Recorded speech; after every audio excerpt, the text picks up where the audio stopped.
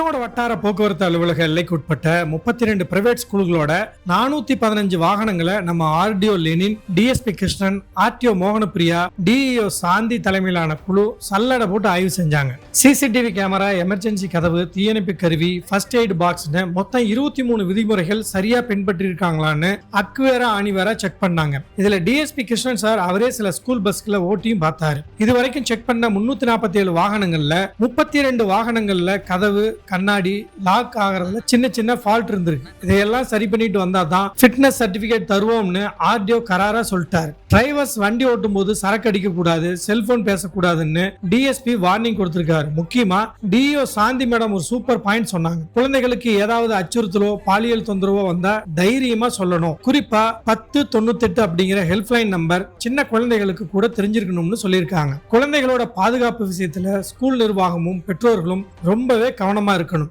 நம்ம ஊர் local updates உடனுக்குடன் தெரிந்து கொள்ள நம்ம விஎம் டாக்ஸ் பேஜை ஃபாலோ பண்ணுங்க, லைக் பண்ணுங்க, ஷேர் பண்ணுங்க.